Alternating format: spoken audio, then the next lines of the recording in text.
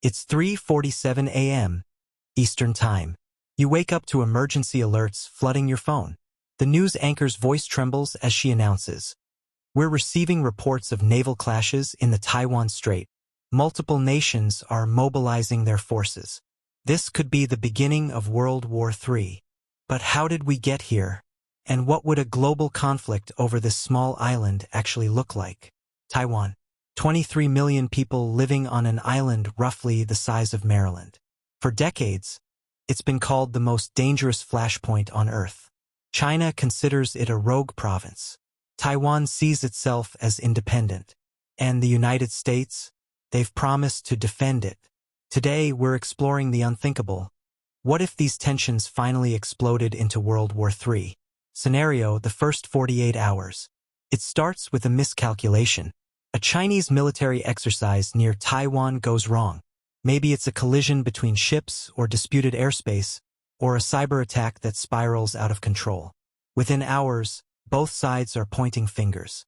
China, claiming provocation, launches what it calls a liberation operation. Thousands of missiles rain down on Taiwan's military installations. Amphibious assault ships race across the 100-mile Taiwan Strait. The world holds its breath. But Taiwan doesn't fight alone. The United States, bound by the Taiwan Relations Act, responds immediately. American destroyers engage Chinese naval forces. F-35s clash with J-20s in the skies above the Pacific. Within 48 hours, what started as a regional conflict becomes something much bigger. Week 1, the alliances activate. Japan, hosting major U.S. bases, finds itself under attack as China tries to prevent American reinforcements. South Korea faces impossible choices as North Korea, seeing opportunity, mobilizes along the DMZ. In Europe, NATO allies debate Article 5. Are cyber attacks on American infrastructure enough to trigger collective defense? When Chinese submarines sink British supply ships in the Pacific, that question gets answered. Australia and India, part of the Quad Alliance, find themselves drawn in. The conflict spreads across 3 oceans. Month 1, the economic collapse. The global economy doesn't just stumble, it shatters. The Taiwan Strait, through which 88% of the world's semiconductors pass, becomes a war zone. Your smartphone, your car, your hospital's life support systems all depend on chips that are no longer being made. Stock markets crash. Supply chains collapse. Food and fuel prices skyrocket. Countries that aren't even fighting start feeling like they're under siege. Technology warfare. This isn't your grandfather's World War.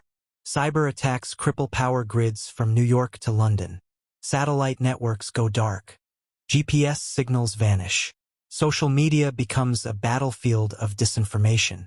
China targets the underwater cables that carry 95% of international communications. Suddenly, the internet, the nervous system of the modern world, starts going numb. Nuclear shadows. The most terrifying question looms. Would anyone push the red button?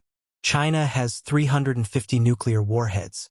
The US has 5,400. Russia, watching from the sidelines, has 6,000. Military doctrine says tactical nuclear weapons might be used to break a stalemate. But once that line is crossed, where does it end? The neutral nations. Countries desperately try to stay neutral, but neutrality becomes impossible. Brazil finds Chinese submarines in its waters.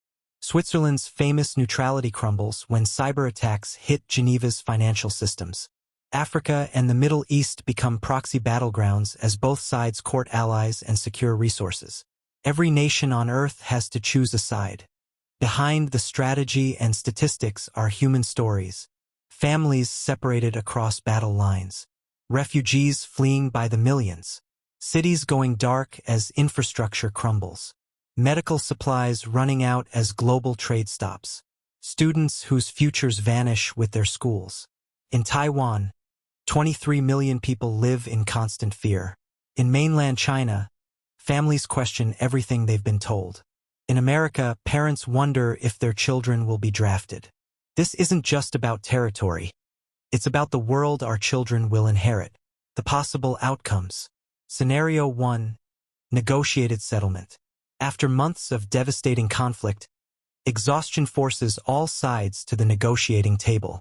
Taiwan gets autonomy within a one China framework. America and China establish new red lines. The world rebuilds, forever changed. Scenario 2, Chinese victory. Overwhelming force and American war exhaustion lead to Taiwan's absorption into mainland China. American influence in Asia collapses. A new world order emerges with China as the dominant superpower. Scenario 3, the unthinkable. Nuclear weapons are used. Cities burn.